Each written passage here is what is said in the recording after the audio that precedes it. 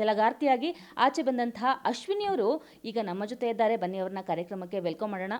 Hello madam. Hi madam, ನಮಸ್ಕಾರ. ನಮಗೆ ನಿಮ್ಮನ್ನು ಮಾತಾಡ್ಸೋಕ್ಕೆ ಭಯ ಆಗ್ತಿಲ್ಲ, ತುಂಬ ಹೆಮ್ಮೆ ಆಗ್ತಿದೆ. Thank you. ಏಕೆಂದರೆ ಪ್ರತಿಯೊಬ್ಬರು ಕೇಳ್ತಾರೆ ಹೇಗಿತ್ತು ನಿಮ್ಮ ಬಿಗ್ ಬಾಸ್ ಜರ್ನಿ ಅಂತ. ನನ್ನ ಫಸ್ಟ್ ರಿಯಾಕ್ಷನ್ ಅದಲ್ಲ.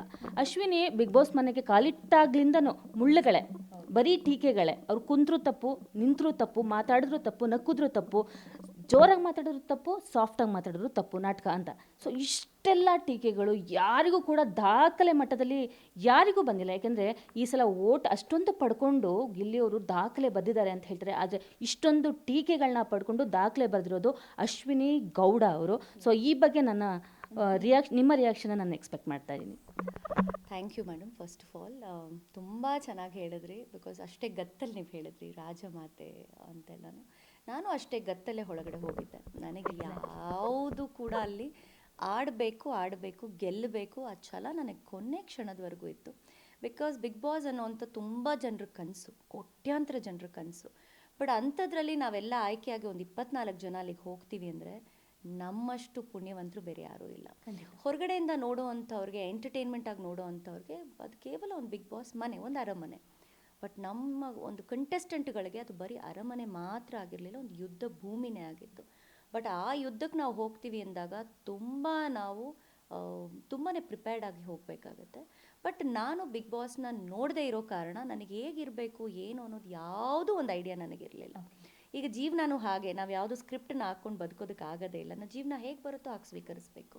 ಹಾಗೆಯೇ ನಾನು ಬಿಗ್ ಬಾಸ್ ಮನೆ ಒಳಗಡೆ ಹೋದ ದಿನದಿಂದ, ಆ ಕ್ಷಣದಿಂದ ಬಿಗ್ ಬಾಸ್ ಮನೆ ಹೊರಗಡೆ ಬರೋವರೆಗೂ ನಾನು ಬದುಕು ಅಂತಲೇ ತೊಗೊಂಡೆ. ನನಗೆ ಎಷ್ಟೆಷ್ಟು ಸವಾಲುಗಳು ಬಂತೋ ಪ್ರತಿಯೊಂದೂ ನನ್ನ ವ್ಯಕ್ತಿತ್ವ ಹೇಗಿದೆಯೋ ಅದು ನೈಜವಾಗೇ ನಾನು ತೋರಿಸಿದ್ದೀನಿ. ಅಲ್ಲಿ ಯಾವುದೇ ಥರದ ಮಾಸ್ಕ್ ಆಗಲಿ, ಮೇಕಪ್ ಆಗಲಿ ಇರಲಿಲ್ಲ. ಅಶ್ವಿನಿ ಆ ಮನೇಲಿ ಅಶ್ವಿನಿಯಾಗೇ ಬದುಕಿದ್ದೀನಿ. ಬಹಳಷ್ಟು ಸಲ ಹೇಳಿದ್ರಿ ಬಿಗ್ ಬಾಸ್ ನನಗೆ ಕಲಿಸ್ತು ಅಂತ. ಆದರೆ ಬಹಳಷ್ಟು ಹೆಣ್ಮಕ್ಳಿಗೆ ನೀವು ಒಂದು ಛಲವಾಗಿ ಬದುಕೋದನ್ನು ಎಷ್ಟು ಕುಗ್ಗಿಸ್ತಾರೆ, ಪ್ರತಿಯೊಬ್ಬರು ಕುಗ್ಗಿಸ್ತಾರೆ, ಪ್ರತಿಯೊಂದು ಕ್ಷಣದಲ್ಲೂ ನಿಮ್ಮನ್ನು ಕುಗ್ಗಿಸ್ತಾರೆ. ಆದರೆ ಇಲ್ಲ, ನಾನು ಕುಗ್ಗಲ್ಲ, ಮೇಲೆ ಹೇಳ್ತೀನಿ ಅಂತ ಹೇಳ್ತೀರಾ. ಇಂತಹ ಒಂದು ಪಾಠವನ್ನು ನಮ್ಮ ಕರ್ನಾಟಕದ ಹೆಣ್ಮಕ್ಳಿಗೆ ಕಲಿಸ್ಕೊಟ್ಟಿದ್ದೀರಾ. ಆ ಹೋರಾಟದ ಬದುಕು ಮೇಡಮ್ ಹೇಗೆ ಬಂತು ನಿಮಗೆ? ಆ ಛಲ ಅಲ್ಲಿ ಹೋದ್ಮೇಲೆ ಬಂತಾ ಅಥವಾ ಏನು ಮೇಡಮ್? ನಮಗೆ ಗೊತ್ತೇ ಆಗಿಲ್ಲ. ಯಾಕೆಂದರೆ ಫಸ್ಟು ವೀಕಲ್ಲಿ ಅಶ್ವಿನಿಯವರು ಇಲ್ಲ ಟಫ್ ಇದ್ದಾರೆ ಅಂತ. ಬಟ್ ಥರ್ಡ್ ವೀಕಲ್ಲಿ ನೀವು ನೆಗೆಟಿವ್ ಆಗಿಬಿಟ್ರಿ, ವಿಲನ್ ಆಗಿಬಿಟ್ರಿ ಬಿಗ್ ಬಾಸ್ ಮನೆ ಒಳಗಡೆ. ಬಟ್ ಕೊನೆಗೆ ಏನಂತ ಅಶ್ವಿನಿ ಗೌಡ ಎಷ್ಟು ಟಫ್ ಮಹಿಳೆ, ಇಷ್ಟೊಂದು ತುಂಬ ಜನ ಪಾಠಗಳನ್ನ ಕಲ್ತರು. ನೀವು ಎಲ್ಲರೂ ಪಾಠಗಳನ್ನ ಬಿಗ್ ಬಾಸ್ ಕಲಿಸಿದ್ರೆ ನೀವು ಬಹಳಷ್ಟು ಜನರಿಗೆ ಅಲ್ಲಿ ಮಾದರಿ ಆದ್ರಿ, ಮಾಡೆಲ್ ಆದ್ರಿ. ಸೊ ಈ ಬಗ್ಗೆ ನಿಮ್ಮ ಒಂದು ರಿಯಾಕ್ಷನ್? Thank you madam. ಇವೆಲ್ಲ ಅನಿರೀಕ್ಷಿತ. ಯಾಕೆ ಅಂತಂದರೆ ನಿಮ್ಮ ಲೈಫಲ್ಲಿ ಹೇಗೆ ಏನೇನು ಆಗುತ್ತೆ ಅಂತಲೇ ಗೊತ್ತಿಲ್ಲ. ಏನೋ ಮಾಡೋಕ್ಕೆ ಹೋಗ್ತೀವಿ ನಾವು, ಹುಡುಗಾಟಿಕೆಯಿಂದ ಏನೋ ಮಾಡೋಕ್ಕೆ ಹೋಗ್ತೀವಿ, ಬಟ್ ಅದು ತುಂಬ ಸೀರಿಯಸ್ ಆಗಿಬಿಡುತ್ತೆ. ಅದು ಅಲ್ಲಿಂದ ನನಗೆ ಆ 3ನೇ ವಾರದಲ್ಲಿ ಆ ತಿರುವು ಪಡ್ಕೊಳ್ಳೋ ಅಂಥದ್ದು, ಮತ್ತೆ ನಾನು ಕಂಪ್ಲೀಟ್ಲಿ ಬಿದ್ದೇ ಬಿಡ್ತೀನಿ. ಬೀಳ್ತೀನಿ ಅನ್ನೋಕ್ಕಿಂತ ಜಾಸ್ತಿ ನನ್ನನ್ನು ಹಾಕಿ ತುಳಿತಾ ಇರ್ತಾರೆ. ಇಡೀ ಮನೆ ಒಂದು ವಿಷಯ ಸಾಕಾಗಿರುತ್ತೆ ಅಷ್ಟೂ ಜನಕ್ಕೆ. ಮತ್ತೆ ಇವಳ ಮೇಲೆ ಏಳಬಾರ್ದು ಅನ್ನೋ ಒಂದು ಹಠ ಇರುತ್ತೆ. ಬಟ್ ಆದರೂ ನಾನು ತುಂಬ ಅವ್ರಗಳ ಜೊತೆಯಲ್ಲಿ ಬೆರೆಯುವಂಥ ಪ್ರಯತ್ನ ಮಾಡ್ತೀನಿ. ನಾನು ಹೀಗಲ್ಲ, ಏನೋ ಆಗಿದೆ ಅಂತ ಹೇಳೋ ಪ್ರಯತ್ನ ಮಾಡ್ತೀನಿ. ಬಟ್ ಯಾರೂ ಅದನ್ನು ಒಪ್ಕೊಳ್ಳೋದಿಲ್ಲ. ತುಂಬ ದೊಡ್ಡ ಮಹಾ ಅಪರಾಧ ಮಾಡಿದ್ದೀನಿ ಅನ್ನೋ ಥರ ಬಿಂಬಿಸ್ತಾರೆ ಇಡೀ ಮನೇಲಿ. ಬಟ್ ಒಂದೇ ನನಗೆ ಛಲ ಇದ್ದಿದ್ದು, ಸೋತಿದ್ದೀನಿ, ಕೆಳಗೆ ಬಿದ್ದಿದ್ದೀನಿ ಅಷ್ಟೇ, ಇನ್ನೂ ಸತ್ತಿಲ್ಲ. ಎದ್ದಿ ಕೊಡು ನಿಂತ್ಕೊಂಡು ನಾನು ಇದಲ್ಲ ಅಂತ ಹೇಳಬೇಕು, ಹೊರಗಡೆ ಹೋಗಿ ಹೇಳಬಾರ್ದು. ಬಿಗ್ ಬಾಸ್ ಮನೇಲೇ ನಾನು ಸಾಧಿಸ್ಬೇಕು. ಬಿಗ್ ಬಾಸ್ ಮನೇಲಿ ನಾನು ಸಾಧಿಸದೆ ಹೊರಗಡೆ ಬಂದುಬಿಟ್ರೆ ನಾನು ಸೋತಂಗೆ ಅರ್ಥ. ಹಾಗಾಗಿ ನನಗೆ ನಾನೇ ಧೈರ್ಯ ತಂದುಕೊಂಡೆ, ನನಗೆ ನಾನೇ ಬುದ್ಧಿ ಹೇಳ್ಕೊಂಡೆ, ಎಲ್ಲವನ್ನ ಕರೆಕ್ಟ್ ಮಾಡ್ತಾ ಬಂದೆ. ಬಟ್ ಇಲ್ಲಿ ನಾನು ಈ ಮುಖಾಂತರ ನಾನು ಸ್ಪೆಷಲ್ ಥ್ಯಾಂಕ್ಸ್ ಸುದೀಪ್ ಅಣ್ಣನಿಗೆ ಹೇಳಬೇಕು. ಬಿಕಾಸ್ ನಮಗೆ ಹೊರ ಜಗತ್ತಿನ ಒಂದಿಷ್ಟೂ ನಮಗೇನೂ ಗೊತ್ತಿರಲ್ಲ. ಒಂದು ಪದ ಆಗಲಿ, ಒಂದು ಸೆಂಟೆನ್ಸ್ ಆಗಲಿ ಎಷ್ಟು ಪರಿಣಾಮ ಬೀರ್ತಾ ಇರುತ್ತೆ ಒಳಗಡೆ. ಬಟ್ ಪ್ರತಿ ವಾರ ಅವ್ರು ನಮ್ಗೆ ತುಂಬ ಸೂಕ್ಷ್ಮವಾಗಿ ಹೇಳೋರು, ನೀವು ಈ ರೀತಿ ಅಲ್ಲ, ಈ ರೀತಿ ಇರಬೇಕು, ಈ ರೀತಿ ಆಗ್ತಿದೆ. ಇವ್ರು ಯಾರಿಗೆ ಹೇಳಿದ್ರು? ನನಗೆ ಹೇಳಿದ್ರ, ಬೇರೆಯವ್ರಿಗೆ ಹೇಳಿದ್ರ? ಇವೆಲ್ಲ ಸೂಕ್ಷ್ಮವಾಗಿ ಅರ್ಥ ಮಾಡ್ಕೊಂಡು ಆಟನ ಬದಲಾಯಿಸಿದೆ ನಾನು. ಸೊ ಆಟನ ಬದಲಾಯಿಸಿದೆ ಅಂದರೆ ನಾನು ನೋಡೋ ದೃಷ್ಟಿಕೋನ ಬದಲಾಯಿಸಿದೆ, ನನ್ನನ್ನು ನಾನು ಬದಲಾಯಿಸ್ಕೊಳ್ಳಿಲ್ಲ. ಅಲ್ಲಿಂದ ಒಂದೊಂದು ಚೇಂಜಸ್ ಕಾಣ್ತಾ ಹೋಯಿತು. ಸೊ ನೀವು ಹೇಳಿದಾಗೆ ಉತ್ತಮ ಅಂತ ಇಡೀ ಮನೆ ನನಗೆ ಕೊಡುತ್ತೆ ಎಂಡ್ 16ನೇ ವಾರದಲ್ಲಿ. ಸೊ ಅದಕ್ಕಿಂತ ಬದಲಾವಣೆ ಇನ್ನೇನು ಅನ್ನೋದು ನನಗೆ ಗೊತ್ತಿಲ್ಲ. ಡೇ 1ಇಂದ ಏಕಾಂಗಿ ಹೋರಾಟ ಅಂದರೆ 24 ಕಂಟೆಸ್ಟೆಂಟ್ಸಲ್ಲಿ ಏಕಾಂಗಿಯಾಗಿ ಹೋರಾಡಿದ್ದು. ಅಂದರೆ ಯಾರು ಸಂತೈಸೋರಿಲ್ಲ, ನೀವು ಸರಿ ಮಾಡ್ತಿದ್ಯಾ, ತಪ್ಪು ಮಾಡ್ತಿದ್ಯಾ, ಏನು ಹೇಳೋರೇ ಇಲ್ಲ. ನೀವು ಅಂದರೆ ಅಷ್ಟೊಂದು ಮೈಕೈ ಎಲ್ಲ ನೋವಾಯಿತು, ಟಾಸ್ಕ್ಗಳಲ್ಲಿ ರಕ್ತ ಬರೋ ಥರ ಆಯಿತು. ಆದರೂ ನಿಮ್ಮನ್ನ ಸಮಾಧಾನ ಮಾಡೋರಿಲ್ಲ. ಕೆಲವೊಂದು ಸಲ ಏನಾಯಿತು ಅಂದರೆ ಊಟ ಮಾಡ್ದ ಅಂತ ಕೇಳೋರು ಸಹ ಇರ್ತಿಲ್ಲ. ಸೊ ಇಷ್ಟೆಲ್ಲ ಒಬ್ಬಂಟಿ ಹೋರಾಟಕ್ಕೆ ಟಾಪ್ 3ಗೆ ಹೋದ್ರಿ, ಗೆಲ್ತೀರಾ ಅಂತ ಬಹಳಷ್ಟು ಜನ ಅಂದ್ಕೊಂಡಿದ್ರು. ಇಲ್ಲ ಅಶ್ವಿನಿ ಅವರು ಇಂಥ ಒಂದು ಹೋರಾಟ ಕೊಟ್ಟಿದ್ದಾರೆ, ಶ್ರುತಿ ಅವ್ರ ಬೆಳಕ ಇವರು ಕಪ್ಪನ್ನು ಎತ್ತಿ ಇಟ್ಕೊಳ್ತಾರೆ ಅಂತಲೇ ಹೇಳಿದರು. ಸೊ ಈ ಒಂದು ಬಿಗ್ ಬಾಸ್ ಕಪ್ ಸಿಕ್ಕಿಲ್ಲ ಅಂದದ್ದು ನಿಮ್ಗೆ ಎಷ್ಟು ಡಿಸಪಾಯಿಂಟ್ ಆಯಿತು? ಅಥವಾ ಯಾಕೆಂದರೆ ಇಷ್ಟೊಂದು ಕನ್ನಡಿಗರ ಮನಸ್ಸನ್ನಾಗಿದ್ದೀರಾ, ಇಷ್ಟೊಂದು ಹೆಣ್ಮಕ್ಳಿಗೆ ಸ್ಫೂರ್ತಿ ಆಗಿದ್ದೀರಾ, ಇದನ್ನು ಇಲ್ಲಿ ನೀವು ಕರೆಕ್ಷನ್ ಮಾಡ್ಕೋಬೋದಾ ಅಂತ? ಮೇಡಮ್ ನನಗೆ ಅದೇ ಹೇಳೋದು, ಜೀವನ ಅಂದಾಗ ಎಲ್ಲವೂ ನಾವು ಸರಿನೇ ಮಾಡ್ಕೊಂಬಂದ್ರೆ ನಾವು ಮನುಷ್ಯರಾಗಿರೋದೇ ಇಲ್ಲ. ನಮ್ಮನ್ನೆಲ್ಲ ದೇವಸ್ಥಾನದಲ್ಲಿ ಇಟ್ಟು ಪೂಜೆ ಮಾಡಬೇಕು, ನಾವೆಲ್ಲ ದೇವ್ರುಗಳಾಗ್ಬಿಡ್ತೀವಿ. ಅದಕ್ಕೆ ನಾವು ಮನುಷ್ಯರು ಅಂತ ಆಗಿರೋದು. ಮನುಷ್ಯ ಅಂದಾಗ ತಪ್ಪು ಮಾಡಲೇಬೇಕು, ತಪ್ಪನ್ನು ತಿದ್ಕೋಬೇಕು, ತಿದ್ಕೊಂಡು ಮುಂದೆ ಹೋಗ್ಬೇಕು, ಅವನೇ ಮನುಷ್ಯ. ಸೊ ಅದು ನಮಗೆ ಹೊರ ಜಗತ್ತಲ್ಲಿ 100 ವರ್ಷ ಅದಕ್ಕೆ ಅವಕಾಶ ಸಿಗುತ್ತೆ, ಬಿಗ್ ಬಾಸ್ ಮನೇಲಿ 100 ದಿನ ಅವಕಾಶ ಸಿಗುತ್ತೆ. ಸೊ ತಪ್ಪುಗಳಾಗಿದೆ, ತಿದ್ಕೊಂಡಿದ್ದೀನಿ, ಬದುಕಿದ್ದೀನಿ, ಜೀವಿಸಿದ್ದೀನಿ, ಎಲ್ಲವನ್ನ ನಾನು ಮಾಡಿದ್ದೀನಿ.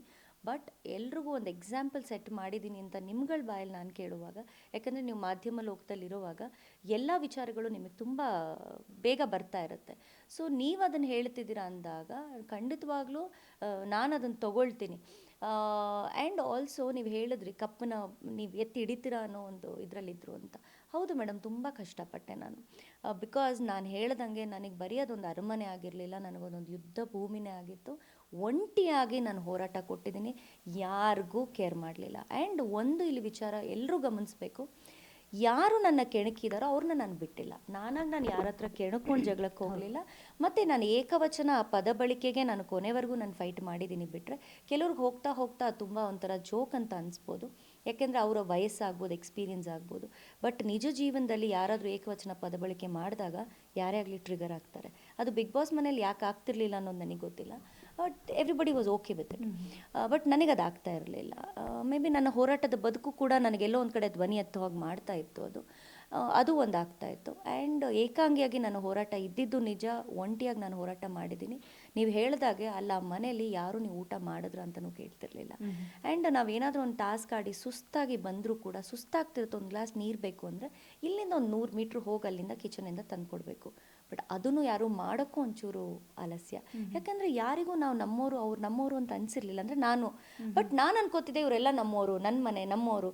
ಹೊರಗಡೆಯಿಂದ ಯಾರು ವೈಲ್ಡ್ ಕಾರ್ಡ್ ಎಂಟ್ರೀಸ್ ಬಂದಾಗ ನಮ್ಮ ಮನೆಯವ್ರಿಗೆ ಯಾರಿಗಾರು ಅವಮಾನ ಮಾಡಿದ್ರೆ ನನ್ನ ಮನೆಯವ್ರಿಗೆ ಅವಮಾನ ಮಾಡ್ತಿದ್ದಾರೆ ಅಂತ ನನಗೆ ಅನ್ನಿಸ್ತಿತ್ತು. ಬಟ್ ಬೇರೆಯವ್ರು ನನಗೇನಾದರೂ ಮಾಡಿದಾಗ ಇಡೀ ಮನೆಗೆ ಯಾರಿಗೂ ಅನ್ನಿಸ್ತಿರ್ಲಿಲ್ಲ. ಬಿಕಾಸ್ ನಾನು ಅಷ್ಟರಲ್ಲಿ ಅವರಿಗೆ ಬೇರೆನೇ ಒಂದು ಪರ್ಸ್ಪೆಕ್ಟಿವ್ ಕೊಟ್ಟಿದ್ದೆ. ಇವೆಲ್ಲವೂ ತುಂಬ ನಾನು ನೋವನ್ನು ಅನುಭವಿಸಿದ್ದೀನಿ. ಎಲ್ಲವನ್ನ ದಾಟ್ಕೊಂಡು ಟಾಪ್ 3ಗೆ ನಾನು ಬಂದಿದ್ದೆ. ನನಗೂ ತುಂಬ ಒಂದು ಆಸೆ ಇತ್ತು. ಬಿಕಾಸ್ ಯಾರು ಹೆಣ್ಣು ಮಕ್ಕಳು ಶ್ರುತಿ ಅಕ್ಕ ಆದಮೇಲೆ ಯಾರು ಹೆಣ್ಮಕ್ಳು ಕಪ್ಪನ್ನು ಗೆದ್ದಿರಲಿಲ್ಲ. ಸೊ ಬಹುಶಃ ನಾನು ಪಟ್ಟಿರೋಂಥ ಕಷ್ಟಕ್ಕೆ, ನನಗಾಗಿರೋಂಥ ಅವಮಾನಕ್ಕೆ, ನನ್ನ ಶರೀರದಲ್ಲಿ ನನಗಾಗಿರೋಂಥ ಗಾಯಗಳಿಗೆ, ಮಾನಸಿಕವಾಗಿ ನನ್ನನ್ನು ಕುಗ್ಸಿರೋದಕ್ಕೆ ನನಗೊಂದು ಉತ್ತರ ಸಿಗುತ್ತೆ ಅಂತ ನಾನು ತುಂಬ ಕಾಯ್ತಾ ಇದ್ದೆ. ಬಟ್ ಅದಕ್ಕೆ ಉತ್ತರ ಸಿಗಲಿಲ್ಲ.